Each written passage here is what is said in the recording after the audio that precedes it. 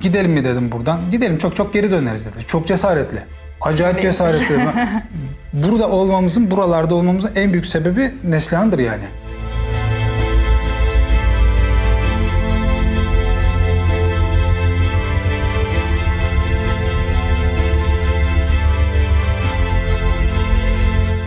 Gönülsüz olsam nasıl gelebilirdi yani? Bizim bir abinin lafı var. Hayat kadın isterse de ibarettir oğlum der.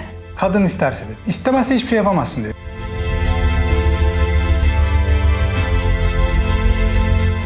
Telefona sipariş geliyor. Telefon dedim, Torosların tepesinde telefona sipariş geliyorsa ben dedim memleketin hiçbir yerinde aç kalmam. Öyle çıktık da geldik. Buraya geldik.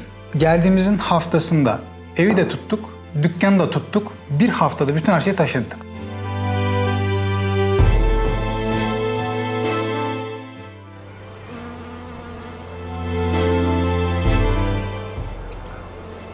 Merhaba dostlar, YouTube kanalıma hoş geldiniz. Bugün Çanakkale'nin merkez köyü Halileli'ndeyiz. İstanbul'dan buraya taşınan Neslihan ve Bahadır çiftinin köye göç hikayesini dinleyeceğiz.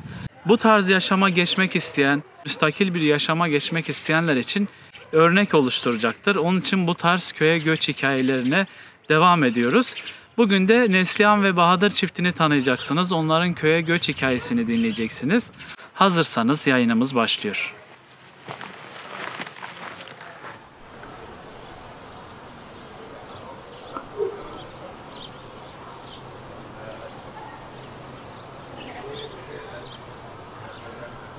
Yayınımıza hoş geldiniz. Sen de hoş geldin. Ayağınıza sağlık. Çok sağ olun. Şimdi sizi öncelikle kısaca tanıyabilir miyiz? Merhaba, ben Neslihan. İstanbul'dan buraya geldik. Bir çocuk annesiyim. İstanbul'da doğdum. Ayvalık'ta büyüdüm. Daha sonra işte Çanakkale'ye göç ettik ve şu anda burada yaşam sürüyoruz. Merhabalar, ben Bahadır. İstanbul doğma büyümeyim. Ticaretle uğraşıyorum. Daha öncesinde reklam işiyle uğraşıyorduk. Akabinde sonrasında şartlar bizi Çanakkale'ye gelmeye zorladı. Daha doğrusu isteyerek de geldik. Şehrin trafik vesaire herkesin klasik sorunlarından dolayı biz de kaçtık. Buraya geldik. 9 sene oldu. Sonrasında da işte kendi atölyemizi kurduk. Ticaretle uğraşıyoruz. Hep böyle bir hayalimiz vardı. Hani böyle çizgi filmlerle büyüdük ya, böyle Haydi falan bir yerde koşar eder falan. İşte genelde işte yurt dışı filmleri falan hep böyle müstakil evlidir falan. Benim de ileride dedim böyle müstakil, bahçeli bir evim olsun. Ama en önemlisi kimseye bağımlı olmayayım. Ben biraz özgür ruhluyum. Kimseye ve hiçbir şarta bağlı olmayı sevmiyorum. Ortaokuldan beri hayalimdi. İşte çiziyorduk, ediyorduk kağıtları falan filan derken yaş ilerledi, işte şartlar gelişti, maddi durumlar falan işte biraz toparladı. İşte denk geldi, biraz kısmet diyelim, biraz araştırma diyelim, biraz sabır diyelim. Sabır çok önemli. Doğru anda, doğru yerde, doğru karar çok önemli oluyor. İstanbul'dan da 20'li yaşlarımda rahattı, güzeldi tabii ki.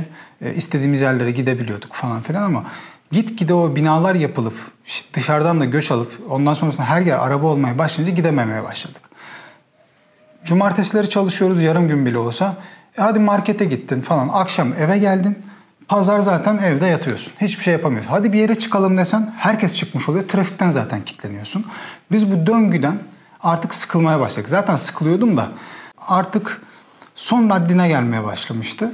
Bu dediğiniz yıllar hangi yıllardı? 2010'lar, 14'ler, 8'den itibaren başladı aslında bende bu. Ondan sonra yavaş yavaş bardak dolmaya başladı. Yani bir açığını bulayım da kaçayım diye şey yapıyorum. Ama o sırada başka firmada çalışıyorum tabii ki. Ha deyince çıkamıyorsunuz, maddiyat yok. Derken bizim işte bir şirketten ayrılma durumu falan oldu. Ufak bir tazminat falan geçmişti elimize. O dönemleri falan kendime iş kurmak üzere şey yaptım. Harcadım o parayı. Çünkü bende bir el yeteneği var. Yani gördüğüm bir şeyi kağıda çizip kesip falan her şeyi yapabiliyorum. Ben elektrik tesisatını döşerim. Yani fayans kaplamasından sıvaya kadar her şeyi yapabiliyorum. Yani marangozluk işlerine kadar her şeye girebiliyorum. Yani yeter ki bir o işe niyet edeyim. Sonrasında ya insanlara bakıyorum camdan, bir metrobüs kuyruğuna, otobüs kuyruğuna giriyorlar. Eşim hamile, bir yandan onu düşünüyorum. Ya diyorum bu çocuk diyorum doğacak. Çocukları okul servisinde görüyorum, geçiyorlar. Hepsi uyuyor, hepsi mutsuz. Ya dedim yazık günah dedim. Şimdi bir çocuk dünyaya getireceğiz. Hayatı zindan olmasın. Gezme dediğin yer AVM'den ibaret hocam. Şimdi sadece AVM'ye gidebiliyorsun. Ya da kaçabilirsen Sahil tarafına yakın bir yerde oturuyorsan sadece birazcık bir turlayabiliyorsun. Başka da bir şey yapamıyorsun. Sonra güvenlik sorunları olmaya başlıyor. Yolda yürürken sürekli arkanı kontrol etmek zorundasın. Birisi gelecek mi, gasp edecek mi? Çocuk da büyüyecek, çocuğun da bu döngüye girecek. Çocuğu sabahleyin 5.30'da yataktan kaldır, 6'da yataktan kaldır. İşte okula gitsin, tekrar gelsin. Velhasıl bir gün trafikte kilitlenmiş halde kaldım. Bayağı bir kilitlendim. Emniyet şeridine çektim. Artık gidemiyorum. Uyuyakalmışım. Tık tık cam çaldı. Bir tane polis memuru, buyurun memur bey, beyefendi burada duraklayamazsınız. Emniyet şeridindeyim ama. Gidecek de durumda da değilim. Yani gitsem hem kendime zarar vereceğim hem karşıdaki araca zarar vereceğim. Belki bir şey olacak o sırada. Ayağım gaza takılı kalacak, bir yere vuracağız falan. Neyse duramazsınız, devam edin dedi. İyi dedim, tamam o zaman. 4'leri falan da yakmışım o arada. Bastım o şeyle bir zar zor güç bela eve gittim. 2 gün topal kaldım. Debriyaja basıp çekmekten, o trafikten. Eşime dedim. Hemen sayıklanmalar başladı. Evet. Olur mu böyle bu trafik? Zaten sürekli. Yapamıyorum ben. Sürekli söyleniyordum da. Sonrasında da işte gidelim mi dedim buradan. Gidelim, çok çok geri döneriz dedi. Çok cesaretli. Acayip cesaretli. Burada olmamızın, buralarda olmamızın en büyük sebebi Neslihan'dır yani. Zaten eşlerden birisi buna dirense herhalde daha zor olur değil mi? Gönülsüz olsam nasıl gelebilirdi yani? Bizim bir abinin lafı var. Hayat kadın isterse de ibarettir oğlum der. Kadın isterse de. İstemezse hiçbir şey yapamazsın diyor. Hiçbir yere gidemezsin, dışarı gidemezsin, gezmeye gidemezsin, sporunu yapamazsın. Yani bir trip atar diyor. Yani bir hafta 10 gününü zehir eder diyor. Yani Neslihan da Allah'a şükür öyle bir şey yok. Çok çok şanslıyım o konuda. Peki Neslihan Hanım'a soralım. Mesela sizde de öyle bir çelişkiler başlamış mıydı? Hani büyük şehirdeydiniz. Böyle bir yaşam vardı ve ilk işte çocuğunuzda hamileydiniz. Böyle bir çelişkiler sizde de başlamış mıydı? Başlamaz mı? Yani ben zaten Ayvalık'ta büyüdüm. Yani Ayvalık çok sakin bir yer. Öyle bir kasaba şeklinde. Çocuğumun da onun gibi bir yerde büyümesini arzu ettim. Yani çocuğumun binaların içerisinde büyümesine ben de hani razı değildim. Bahadır da hani böyle bir şey yapalım mı diye bir fikirle gelince ben de dedim ki dediği gibi en kötü geri döneriz. Yani açtık laptopu. Denemiş oluruz. Aynen. Açtım hocam bilgisayarı. Dedik nereye gidelim? Nereye gidelim? Baktım. Çanakkale'de ilk önce yoktu planda. Yoktu. Muğla tarafı. Taşınalım ama nereye taşınalım? Gidelim nereye gidersek gidelim diye çıktım. Baktım şimdi Muğla tarafları sıcak biliyorum. Çok seviyorum ama 48-50'ye dayanmam lazım orada. O sıcaklığı ben sevmiyoruz. Eşim zaten sevmiyor. Baktım Bursa'ya 3-3,5 saat, İstanbul'a 3-3,5 saat, İzmir'e de 3,5 saat. Dedim aha dedim Çanakkale dedim. Buraya geldik. Geldiğimizin haftasında evi de tuttuk, dükkanı da tuttuk. Bir haftada bütün her şeyi taşıdık. İlk geldiğinizde nerede ev kiralamıştınız? Kepez'de ev kiraladınız, dükkan kiraladınız. Bu arada buradaki geçim kaynağınızı da biraz anlatabilir misiniz? Geçim kaynağım o zamanlar ham madde satışı ve kalıp ve ufak böyle biblolar yapıyordu. Onları boyuyordum. Ya beni en çok cesaretlendiren de şey oldu işte. Ben seyahat etmeyi, bisiklet sporuyla uğraşıyorum, gezmeyi falan sevdiğim için. Ya Toroslara çıkıyorum bir gün. Telefona sipariş geliyor. Torosların tepesinde telefona sipariş geliyorsa ben dedim memleketin hiçbir yerinde aç kalmam. Öyle çıktık da geldik. Şu anda da gene Kepez'de işte hediyelik eşya üreten bir firmayız. İstanbul'a toptana veriyoruz ürünleri.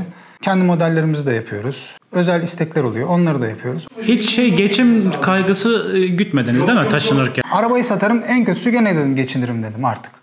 Evet. Yani başka türlü çıkamazsınız o döngüden. Hep o gelecek kaygısı var ya. Size öyle bir döngüyü alıyor ki o çark. Önünüze şu kadarcık bir parayı veriyor size. Bunu ulaşıyorsunuz, bitiyor. Öbür ay bir tane daha, bir tane daha. Onu arttırırsanız zaten olay bitiyor ama birazcık da kafayı kırmak lazım orada. O yani yeter, yetti gari dersin, yetti gari demeniz lazım. Ancak o zaman kaçıyorsun oradan, kurtuluyorsun. Sonrasında da geldik. Şey de yok hani şu kadar para biriktireyim de ondan sonra gideyim böyle bir hayat yaşayayım. Hırsımız da yok. Öyle bir şey. Hırs yok bizde. Evet. Hırstan ziyade bir de öyle bir durum da oluşmuyor insanlarda. Yani sistem şimdi var İstanbul'dan kaçmak isteyen birçok tanıdığımız var. Ama diyor ki yani şu kadar parayı biriktireyim de ondan sonra. Birikmiyor. Ya birikmiyor. Mümkün değil. Çünkü sürekli bir ihtiyaç halinde oluyorsun ve o para hiçbir zaman biriktiremiyorsun. Yaşamsal harcamaların artıyor. Aynen ona yetişmeye öyle. Çalışıyorsun. Biz birbirimize cesaret olduk. Evet aynen ama en önce ön ayak Neslihan'dır. Yani ben reklam şirketinden ayrıldığımda iş arıyorum hala. En sonunda dedi ki bana Bahadır bir atölye açacaksan aç, açmayacaksan gir bir yerde çalış dedi. Ondan sonra dedim haklı bayağı bir şey oldu. 10 ay iş aradım hocam. 10 ay iş aradım. Bulamayınca ondan sonra el yeteneğim vardı işte. İşte birkaç tanıdık vardı. Öyle çok da anladığım iş değildi aslında ilk başta. Sadece kendime güveniyorum. Yani bana dediler işte ya yapamazsın, senin bildiğin iş değil. Onu da şey yapamazsın, bilmiyorsun. İşte bildiğin işte çalış falan dediler. Ben kendimi bildiğim için yapacağımdan emindim. Kendine güvenince etrafın ne dediği de çok önemli olmuyor. Bahadır onu yapar mısın? Baktım yaparım abi. Araştırdım, ettim, yaptım. Onu yaptım, bunu yapar mısın? Yaparım abi. Onu yapar mısın? Deneyin yanına. Yaparım abi ama yani o mesai saatlerini anlatamam. Sabah 5-5.30'da kalk, akşam 12-1. O tırnakların böyle parçalanıyor artık bu şeyleri yapmak için. Yani bayağı bir zorlanıyorsun. Ama sonra ya hep benim oğlan da diyorum. Benim oğlan da şimdi çocuklar sabırsız oluyor. Hemen yaptım hemen olsun. Olmuyor bak şu domates fidesini ekiyorsun. Bu domates bile sana domatesini 2-3 ay sonra veriyor. Bak domatesini verir. Yeşilken yiyemiyorsun. Kızarmasını bekleyeceksin abi. Domatesin keyfini bekliyorsun dedim. Hayat da dedim sana dedim her şey böyle kolay kolay vermeyecek. Bunu dedim öğren, bil. Şimdi bekliyor artık. Bir şey olduğu zaman biliyorum. Baba domates bile 3 ay koruyor diye. Sürekli aynı örneği verince. Nasıl oldu bu köydeki yeri bulma, bu evi yapma sürecini biraz anlatabilir misiniz? 2015 yılında biz buraya geldik. İşte araştırıyoruz, ediyoruz tabii ki ama fiyatlara yetişemiyoruz. Yani dedik zeytinlik alalım. Zeytinliğe zaten bir şey yapamıyorsun. Tamam yaparsın edersin diyorlar ama olmuyor o işler. Fiyatlar sürekli artıyor. Tam bir yer alacaksın. İstanbul'dan gelenler çok olduğu için çevre köyler özellikle Çanakkale İstanbul'a yakın olduğu için İstanbul'dan da çok göç aldığı için her yerin fiyatı artmaya başlıyor. Yetişemiyoruz. Tabii ki biz el sanatıyla iş yapan adamlar olduğumuz için büyük paralar kazanamıyoruz. Ufak ufak birikim yapmaya başladık falan derken sonra ya ilk başta biz Çanakkale'nin çevre köylerine odaklanmıştık hep. En o tarafa bakıyoruz. Yakın olsun diye. Ama yakın olan yere herkes ulaşıyor. Evet. Ulaştığı için fiyatlar artıyor. O da kıyıda köşede dedik henüz ulaşılmamış köy olarak Kumkale, Halleli, Tevfikiye bir de Dümrek vardı. Baktım Halleli, dedim Halleli güzel. Dedik burası. Baktık fiyatlar da uygun o sırada. Ama o işte İntepe falan oraların fiyatları uçmuş. Son nokta buralar kaldı artık. Zaten biz burayı aldık. Biz ev alacaktık. Baktık ev fiyatına burası var. 2 dönümde arazi var. Dedik burayı alalım o zaman. Hemen geldik buraya baktık beğendik. Ondan sonrasında da burayı aldık. İşte taş evler falan da çok hoşumuza gitti. Hazır işte ceviz ağaçlarımız falan var. İncir ağacımız var. Onları da gördük. Zeytinimiz var. Hoşumuza gitti. Dedim burası. Tam dedim özellikle deniz görmeyen yer istedik. Bunun sebebi de tarım yapacağız. Çünkü Çanakkale demek rüzgar demek. Evet boğaz manzarası gün batımı muhteşem oluyor.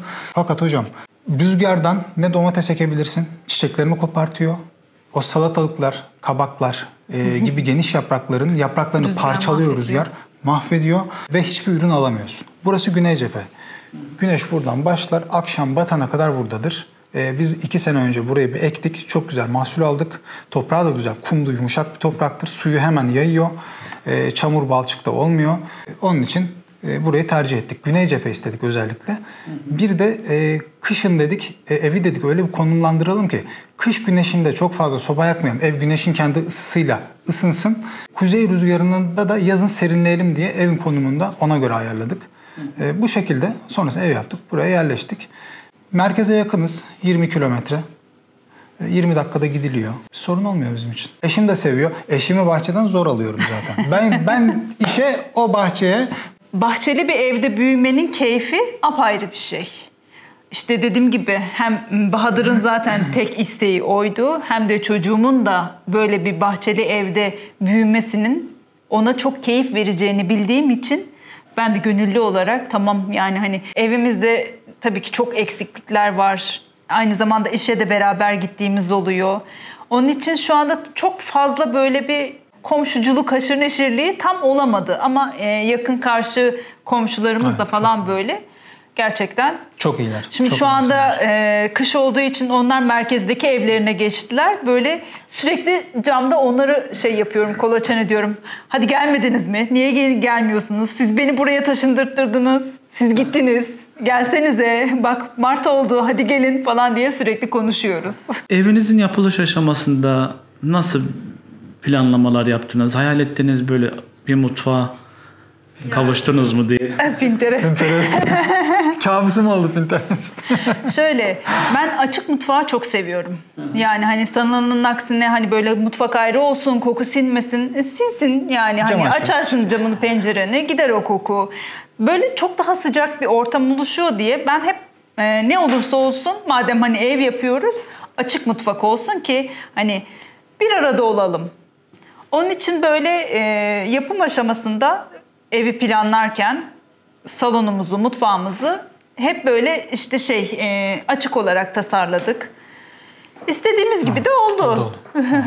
Bazı yerlerini kendimiz yaptık. Duvar taşlarını kendimiz özellikle döşedik, yapıştırdık. İnce işlerde ustalara işiniz düşüyor tabii ki. Fakat şimdi yetişen bir çırak ve kalfa olmadığı için yani ustalar da bir yere kadar. Atıyorum ne bileyim bir ustaya 30 tane iş düşüyor. Hangisine yetişecek? Usta bulamıyorsunuz. Yani elinden iş gelmeyen adam, bakın elinden iş gelmeyen adam, bir kablo dahi bağlamayı, ampul takmayı bilmeyen adam başlamasın bu işe. Yani yeri gelir, sonra su tesisatçısı çağırdım. Su tesisatçısı gelmedi. 1 ay, 1,5 ay kadar bekledik. Gelmedi. Bütün iş bekliyor yalnız. Bekliyor. Sadece sucuğu bekliyorum. En sonunda gittim. Boru kaynak makinesini aldım. Kaynak makinesini aldım. Boruları da aldım. Sayacı aldık falan filan derken tarak diye hepsini ben kendim bağladım zaten. Birçok şeyi yani ustanın Evet. gelmesini beklemek ya bekleyeceksin. Beklemenin sonunda da o usta gelmiyor zaten. Gelmiyor. Çünkü başka Yani, yerde iş oluyor. Ya sen kendin yapacaksın ya bir yerden böyle kolundan tutacaksın gel bunu yap diye zorla. Yani o şekilde. Para oldukça gidiyor her şey. Yani hemen bitireyim, anahtar teslim giremiyorsun öyle içine. Girersin, ya varsa 3-5 milyonun, 6-7 milyonun girersin içine. Öbür türlü giremezsin. Bir öyle de şimdi var. bu geçen seneki dönem içerisinde tam pandemiden çıkmışız. Yani hani planlı şu kadar bir para ayırdık işte inşaata bu kadar gider diye bir plan yaptık. Ama tabii ki bu gelen zamlar, hesapta olmayan zamlar yani böyle yetişemedik belli bir şeyine. Birçok şeyden feragat ettik. Tamam burası eksik kalsın. Biz bunu paramız olduğunca hallederiz dedik bazı kısımlarını. Bir de şunu söyleyeyim Deniz Hocam. Biz kafamızı kendimiz yaptık. Yani biz yani kendimizden bir şey katmayı seviyoruz. Çünkü onu istediğim gibi şekillendirebiliyorum. En incecik yerini bile kendimiz yapabiliyoruz. Yani o ayrı bir keyif. İşte o arkandaki kapıya biz fiyat istedik. Ya herkes kendi işini yapsın istiyorum. Evet tabii ki herkes dükkan döndürüyor, ev geçindiriyor. Tabii. Hakkını alacak. Ama 9 lira fiyat verildi o kapıya. Başkasına sorduk. 10,5, 10 civarı fiyatlar verildi. 5'e yapın ama siz yapın dedim. Yok dediler piyasası o kadar dediler. Dedik o zaman ben dedim alırım yaparım. Gittim kestirttim. Askı aparatını falan aldım. Hepsini 1800 liraya hallettim. Oto bölümlerinde çırak yok. Berberlerde çırak yok. İnşaatlarda da çırak yok. Bizim elektrikçi ya. Bayit abi herhalde 50 yaşlarındadır. Musa Usta 60 yaşında. Yanında çırak yok. Adam tek tek tuğlaları öre yaptı bunu. Bir de elektrik tesisatımızda elektrikçimiz öyle bir döşedi ki yani onun haricinde biri gelse zaten onu mümkün değil anlayamaz. Ya 30 santim ek yapalım dedim. Ek yapmam dedi. Git dedi kablo al dedi. Öyle dedi. Senin evin ahşap olmadı dedi. Yandın mı dedi tutturamazsın dedi. Dedim doğru söylüyorsun usta. Gittim aldım kabloyu.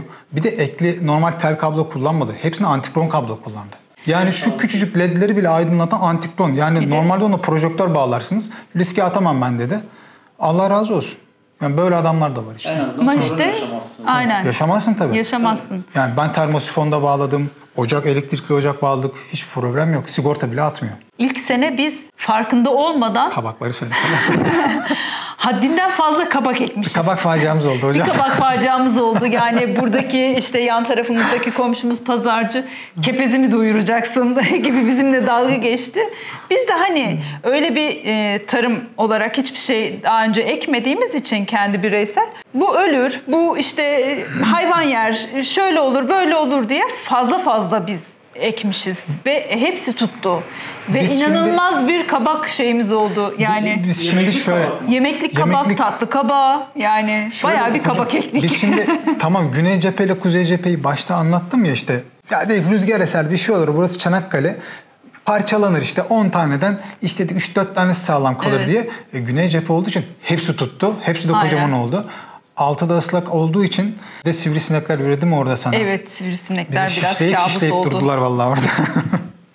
Onun dışında domates, biber, başka Karpuz ne ektik, kavun ektik, ayçiçeği, mısır diktik, Aynen. kapya biberi ektik. Hepsinden verim aldık. Domateslik yani Acı kışlık ektik. salçalarımızı ondan yaptık. Her şey ektik ya. Ama bu sene de aynı şekilde gene domates, salatalık, kapya biber, normal işte sivri biber tarzında. Elimizde yani daha doğrusu ilk ektiğimiz sene bizim yabani otlarla mücadelemiz biraz fazla oldu.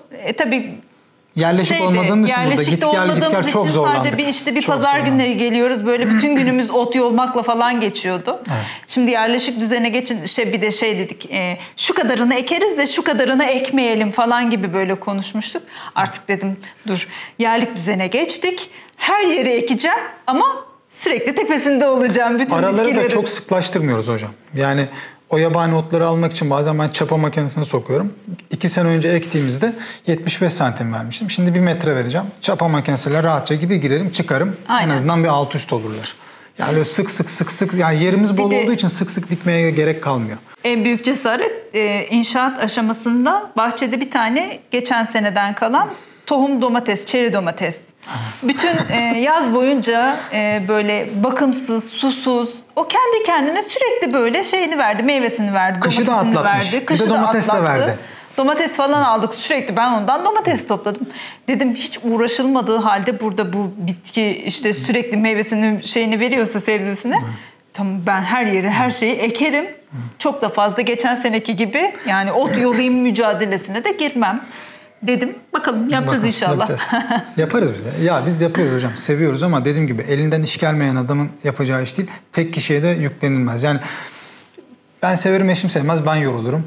İşte ben sevmem eşim sever o yorulur. Gibi yani 2 kişi bir olunca daha iyi oluyor. Sonuçta ya bir takım işi ya ekip işi gerçekten yani toprak sürekli bir mücadele halindesiniz. Yani biz buraya işte köye taşınacağımız zaman işte dediler orada iş bitmez. Ya biz zaten bitmesini istiyoruz. Yani. Ben apartmana girdiğimde ben apartmanda doğdum, apartmanda büyüdüm.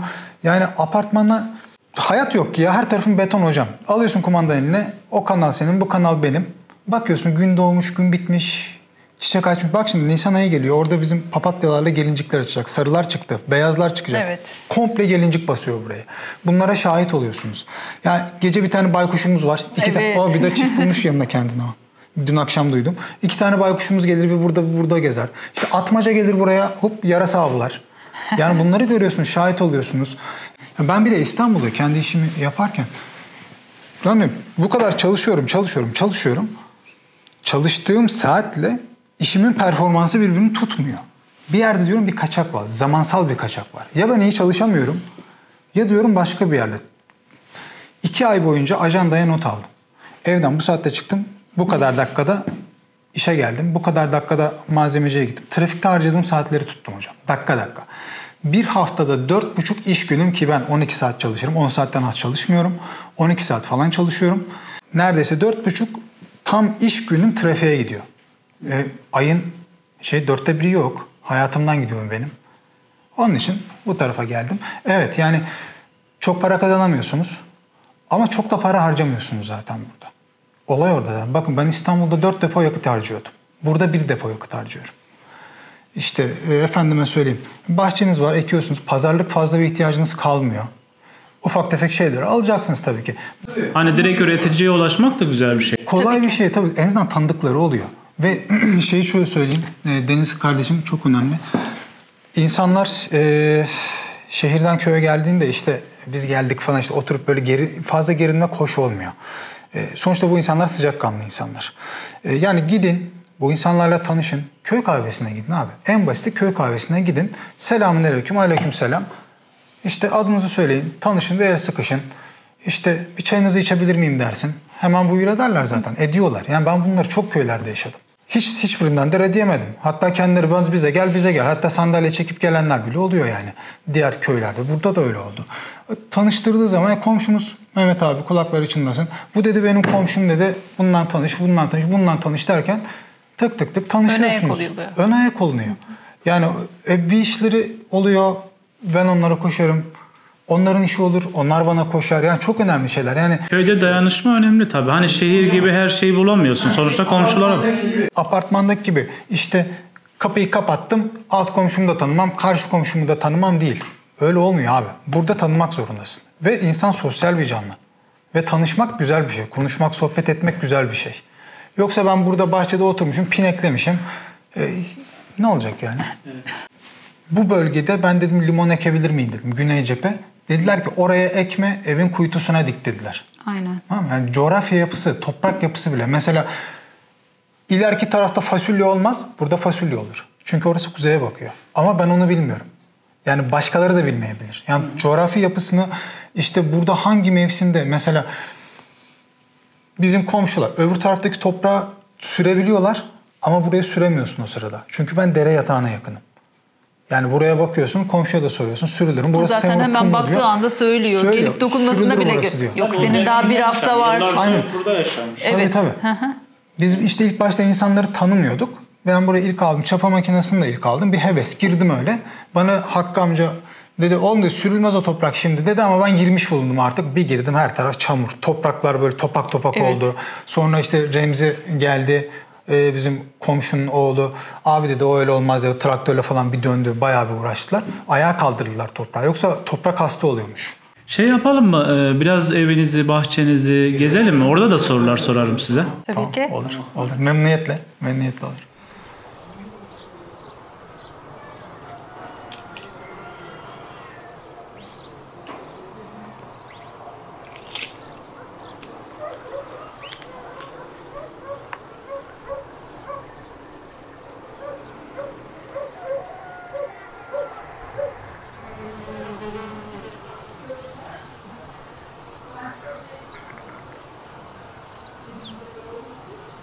Burası kaç dönümlük bir araziydi? Burası 2200 metrekare bir arazi. Evet. Bizden önceki yapılar zaten arkada mevcut. Bizim en büyük şansımız zaten onlar. Evet. Bayağı... Şu arkada gözüken yapılar da sizin arazinize dahil değil mi? Doğrudur. Hı-hı. Evet, Onlar şöyle da göstereyim kısaca öncelikle. Bakın arkadaşlar bu 3 tane eski yapı.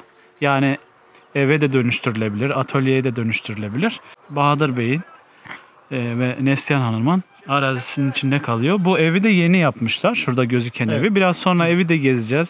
Buradaki yapılan işlemler tamamen bitmemiş. Biz şu anki halini sizlere göstereceğiz. İlerleyen zamanlarda belki de tam bitmiş halini göstereceğiz. Şu anki deneyimlerini öğrenmek için aslında buraya geldik. Şöyle isterseniz gezelim. Tamam. Bahçeden itibaren. Şu evleri gösterelim. Daha sonra gezelim. Başlayalım. Tamam. Ben sizi takip ediyorum. Şuradaki 3 tane küçük evden başlayarak yaşam alanlarına doğru gideceğiz. Evin içini gezeceğiz arkadaşlar. Buradaki çalı çırpıları atacağız. Bir kısmını şey yapacağız. Gördüğün gibi kuşlar var. İçlerinde de yuvaları var. Onları şu anda bozmuyoruz. Yavruları falan önce bir çıksın. Kaplumbağalar da var. Kaplumbağalarımız var orada. Var. Uyuyorlar. Bir tanesi o kütüğün altında uyuyor. Şu anda elleyemiyoruz yani sırf şu hayvanlar için. Tahtalar falan eski evden mi çıktı? Tabii. Bunların hepsi evden. eski evden çıktı.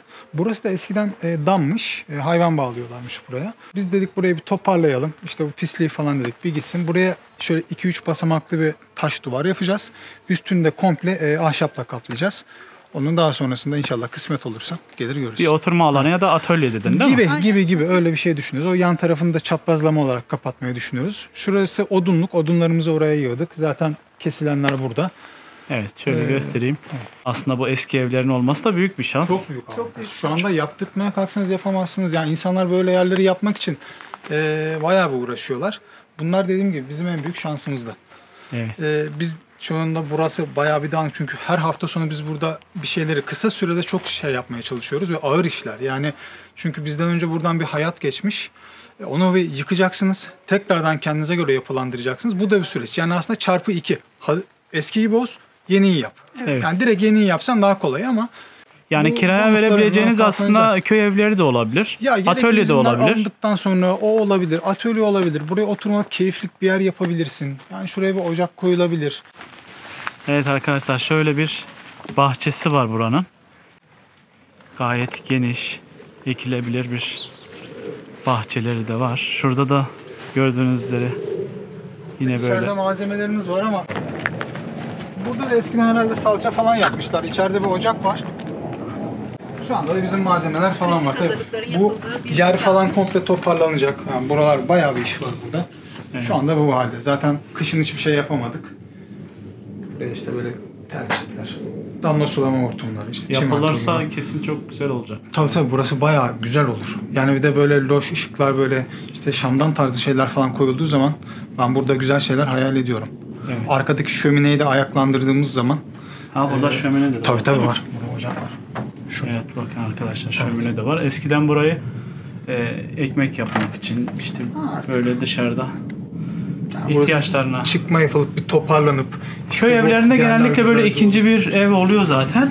Hepsinde Çünkü var. salçalarını yapıyorlar. Mutfakta yapılamayacak bir sürü Olmuyor, işi tabii. burada yapıyorlar. Evet. Yani biz de öyle yapıyoruz. Zaten şimdi o kadar çalı çırpı eve sokup yakılmıyor. İlla ki ya burada yapacaksın ya dışarıda yapacaksın. Evet. İçeride yapmak daha mantıklı. Evet. Bizim de eninde sonunda yapacağımız o zaten tabii ki. Şimdi Eninde eve- sonunda yapacağız yani böyle. Aynen. Şimdi eve geçeceğiz. Şöyle eve doğru gidelim. İsterseniz dışarıdan bir görünümünü ben göstereyim. Şöyle sonra evin içini gezelim birlikte. 2 katlı bir yapı inşa etmişler. Alt katı depo olarak kullanıyorlar. Burası ters dubleks. Koptan dolayı ters dubleks oluyor burası. Normalde dışarıdan tek, bahçeden baktım mı ilk kat gibi görünüyor. Biz burayı depo olarak düşündük. Aslında burada da ufak bir daire gibi bir yerimiz var. Merdivenler de içeriye bağlanıyor zaten. Kaç metrekarede yaşam alanınız? 140. 140 metrekare. 140. Evet. Tamam. Şimdi o zaman Neslihan Hanım da bize evin içini gösterecek. Bakın çok güzel dizayn edilmiş bir mutfağı var. Burada sobası var. Hepsini tek tek soracağız. Tavanı da çok dikkat çekiyor. Böyle ahşap işlemeler, ahşap dokunuşlar var. O zaman Neslihan Hanım sizden alalım. Şöyle mutfak kısmını alalım sizi. Mutfağa genellikle kadınlar daha çok ilgi gösterdiği için Evet. hani çoğu zamanını genellikle Kesinlikle öyle. tabii erkek ve kadının aynı anda aslında bütün hayatı paylaşmasından yanayız. Aynen. Ama çoğunlukla kadınlar zaman geçiriyor. Evet. Yani bu bir gerçek ki yani günün sonunda mutfak kadına kalıyor. Ben açık mutfak dizaynını sevdiğim için böyle salon mutfak bir tasarım yaptık. Çok üst dolap kullanmadık biz. Alt dolaplarımıza ve kiler dolabımıza daha çok önem verdik. Bir de çok fazla böyle eşya kullanmayı çok fazla sevmediğimiz için de böyle az eşyayla, yani olabilecek kadar az eşyayla böyle bir alanımızı oluşturduk. Birçok şeyi kendimiz yaptık. Taşlarını kendimiz döşedik. Davlumbazımızı kendimiz yaptık. Hı hı. Daha üstü bitmeleri bitecek. Evet, Yanları evet. yapalım. Eksiklerimiz tabii ki var. Tabii zaman. Yavaş Zamanla onların hepsini tamamlayacağız. Renkleri, uyumu çok güzel olmuş ama dolapların. Çok teşekkür ederiz. Güle güle kullanın. Çok da hoş olmuş. Daha yeni yapılmış arkadaşlar. Yaklaşık 1 yıllık bir evin içindeyiz. Evet, içinde de 4 aydır oturuyoruz. Şöyle şu taraftan da göstereyim salonu. Bakın böyle. Bu soba hem odun yakıyor hem kömür yakıyor. Pirine falan yakmıyor. Kalorifer sistemine bağlı. Burada yaktığınız işte neye tercih ettik? Bunun hem ocakları var hem kuzinesi var. Hem de petekleri besliyor. Aynı zamanda bütün odaları, havlupanları komple evin ısıtmasını böyle sağlıyoruz. Evet çok güzel. Yani normal bir soba gibi sadece burayı ısıtmıyor. Bütün her yer. Arkasında pompa var. Sıcak su pompası. Oradan bütün eve sıcak suyu gezdiriyor. Aslında kalorifer kazanı gibi bir düşünebilirsiniz bunu. Hem içeride Evet. üstünde bir şeyler pişirilebilir. Hem Tabii, de tabii, böyle tabii. göstereyim arkadaşlar. Aynen Bakın. öyle. Pompası burada var. Şu üstteki ne? O nedir? genleşme tankı. Burada ısınan su, yani bunun kapalı sistemlerini kullanmasınlar ki yapılmıyor bildiğim kadarıyla artık. Önceden patlamaya sebep oluyormuş. Çünkü sıcak su genleşiyor, kazanı patlatıyormuş. Bu açık sistem. Genleşen su aşırı bir fokurdama olursa siz akşamleyin uykudayken kaynar suyu dışarıya tahliye ediyor. Ne güzel. Ha. Öyle bir önlem yani. Tabii. Güvenlik önlemi. Zaten yan tarafında da uyarı var. Yani genleşme tankı olmadan kullanmayın diye. 4 aydır. 4 aydır aslında. evin içini topladık böyle. Bir de anahtar teslimi bir evde yapmamışlar. Değil. Bütün aşamalarını siz bazılarını biz içindeydiniz. atladık. Çünkü biz istediğimiz gibi şeyler var. Ustaları da oyalamak istemiyoruz. Yani çünkü fikirler değişiyor. Kullanımına göre ve bazı şeyleri de kullandıkça şurayı şöyle yapalım diyoruz. Yani böyle yapsak yanlış olur diye biliyoruz. Evi tanıyoruz o sırada. Alışkanlıklarınız da değişiyor. Evet, Ona değişiyor. göre evin işlerini kendimiz yapıyoruz. Evet, takip ediyorum sizi. Asıl evin Asıl giriş ana kapısı burası girişimiz değil mi? Burası, evet. Verandasında bir sorun oluştuğu için şu anda biz onu verandadan yapamadık. girişte kullanıyoruz. Burada bir genel banyomuz var. Evet, hemen göstereyim şöyle. Bunun da karşı duvar taşlarını biz kendimiz döşedik. Evet. Tek. Şimdiki aklım olsa yapmam. Bak taşları da biz döşedik. Ama çok güzel olmuş. Doğal taş değil mi? Doğal Doğal taş, taş. patlatma taş. Filelileri vardı. Ya döşemek isteyenlere şunu söyleyeyim. İlla ki ben döşeyeceğim derlerse filelilerini alsınlar. Ben bunları tek aldım. Pahalı bir malzeme mi? Doğal taş. Valla değişiyor ya. Taşına göre, geldiği yere göre. Yani ben o zaman 300 liraya mı ne almıştım bunun metrekaresini. Şimdi değişmiştir. Yani nakliyeler, malzeme. Yani aradan 6-7 ay geçti. Önce almıştık. Benim gözlerim beyaza hassas. Eşim de çok sevmiyor. Onun için genelde hep sarı, loş, doğal, sıcaklık veriyor. Yani Psikolojik anlamda da rahatlatıyor. psikolojik olarak rahatlıyor ve daha bir aidiyet duygusu veriyor. O bulunduğum mekanda. Yani akşamleyin biz lambalı sadece o abajurları yakarız. Öyle otururuz evde. Yani sarı ışık daha güzel. Evet. Daha çok böyle sıcak olduğu için yani ait hissettiriyor ya. Burada bir koridor var. Tren vagonu gibi. Evet. 12,5 metre falan burası. Oo, Evet. çok uzunmuş hakikaten. Burada güzel top oynuyoruz oğlanlar. Tabii. Şöyle o zaman Bakıyoruz. bakabiliriz değil mi? Tabii. Sayın. Ha, odalarımız boş bazı. Yani. Bu işte böyle oturma odası gibi. Evet, şurada bir Bilgisayar oda var. var. Aynen. Burada Bateri çalma hevesiyle aldıkları baterileri var. daha kuramadık ama Aynen. elektromodelik. Evet. Tesisatı var da yandı. Şurada bir misafir yatak odamız var. Bu odalar 10 metrekarelik. Vallahi geniş aileler için tam geniş aileler için ideal bir Yani ev. evet. Ya Kaç odası var şimdi? Burada Toplamda? 4 artı Üst katta 4 oda var. Alt katta 2 oda. Bize şey dediler, burada kaç aile yaşayacaksınız dediler. Biz tek aile, bize de çok büyük değil mi falan dediler. İşte burası okul zannedenler oldu. Tabii İlk sağlık başta. ocağı mı olacak, Sağlık düğün ocağı mı? salonu mu olacak? Ha. Biz çocukken oturduğumuz evler genelde hatırlarsan 125-130 metrekareydi. Sonra metrekarajlar daralıp yapılar yukarıya doğru çıkmaya başladıkça evler genelde işte sonra 100 metrekare 90'a düştü, 80'e düştü. İlk 1+1'leri hatırlarsan muhtemelen 2007-2008 yıllarında falan ilk 1+1'ler 70-80 metrekareydi. Sonra 50'ye 60'a düştü. Şimdi 40'a düşürdüler. Yer kalmadığı için. Yani ben normalde çocukken 125 metrekare bir evde doğdum büyüdüm. Bir tane de kardeşim var benim. Anne, baba, kardeş. 4 kişi yaşamışız biz bu evde. Ki ben bir de hobileri olan birisiyim. Yani odanın bir tanesi işte dediğim gibi bateri çalmalık. İşte spor odası veya ben maket de yapıyorum. İşte bir yandan bonsai öğrenmek istiyorum. Onlar için ayırdığımız bir oda. Oğlan büyüyecek edecek. Ona da büyük bir oda yaptık. Çünkü küçük odanın zorluğunu ben çok çektim kardeşimle beraber de. Gerçi bizimki tek ama rahat etsin diye ona da büyük bir oda yaptık. Bu arada şekilde okulda yani çocuğunuz. Evet, okulda. Evet, biraz Okulda, sonra evet. gelecek Evet, biraz inşallah. Tamam. Diğer Burası da odaları gösterelim. Burası bizim oğlanın oğlanın odası. Burada ismi neydi? Eymen. Eymen'in odasını şimdi gösteriyoruz. Oo, çok da güzel. Tabii Lego. Oyun, En büyük oyuncakları oda var. benim olsun diyerek ona en büyük odayı verdik. Bizimki de Legoları çok seviyor ya. Evet, çocukların Hem yaratıcılık En- için hem ama Benim güzel bir olduğum- şehir yapmış bildiğiniz evet burada. evet çok seviyor. Çok Bir Bir güzel de hayal. böyle slow motion şeyler falan da çekiyor, videolar falan da çekiyor. Çok seviyor. Şey Şu değil. piksel artlara bir ara Evet, merak bunları sardı. çok sardı. Duvar Bunları renkleri yapıyor, onları tek evet. tek yapıp bastı. Çok güzel ama Bir şey kendisi mi böyle çok düzenli yoksa Kendisi de düzenli, evet. düzenli. çok düzenli, Güzel. intizamlı yapılmış. Güzel. Burada da oyun oynaması için bir Evet, bilgisayarı var. çocukların olmazsa olmazı tabii O ki. çok da güzelmiş şu an. Bakın arkadaşlar köyde de demek ki böyle istenince oluyormuş bunlar. Oluyor. Yani tabii. köyde de illa her şeyden mahrum olacağım diye bir Değil, şey yok. değil abi. Artık Yani burası eskisi gibi değil dağ gerçekten. köyü değil. Yani dağ köyü değil. Yani sistem size buna müsaade ediyor. Köyde internet de var. 70 megabit internet var burada. Yani merkeze İnternet bağlı. altyapısında Tabii 70 var. megabit fiber var. Evet. çok Yani, iyi. tabii. Biz eve taşınmadan internetimiz geldi yani. Evet. Evet. Bakın köyde 3 tane bakkal var burada.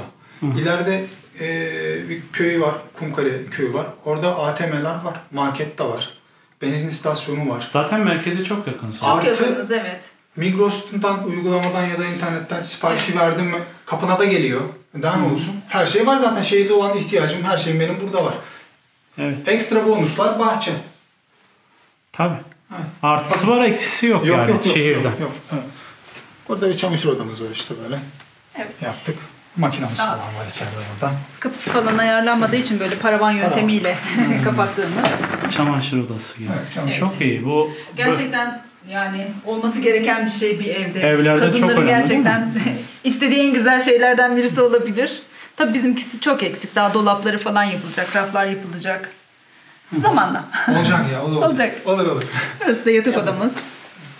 şöyle yatak odasını da göstereyim. Şimdi aramıza Eymen de katıldı. Nasılsın Eymen? İyiyim, siz nasılsınız? İyiyim, teşekkürler. Kaçıncı sınıfa gidiyordun? 6'ya gidiyorum. 6'ya gidiyorsun.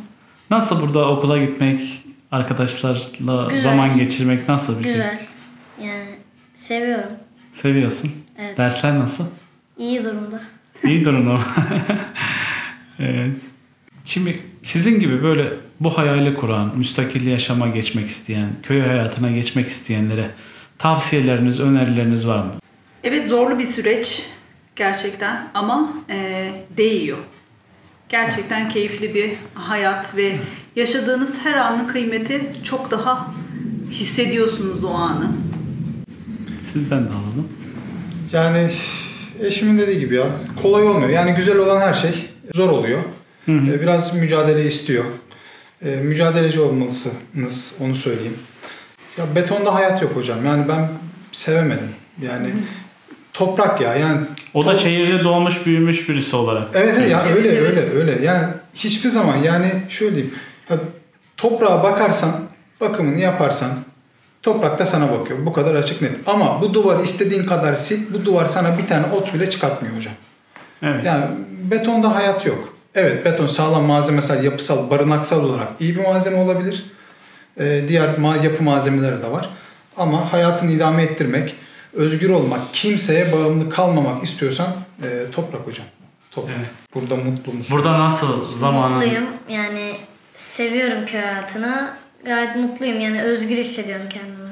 Yani öbür şehirde yaşarkene göre yani daha mutlu, daha huzurlu hissediyorum. Burada rahatlıkla istediğin gibi dışarı çıkıp oynayabiliyorsun değil mi? Evet. Böyle bir Stop özgürlüğün var. motion'lar çekiyor.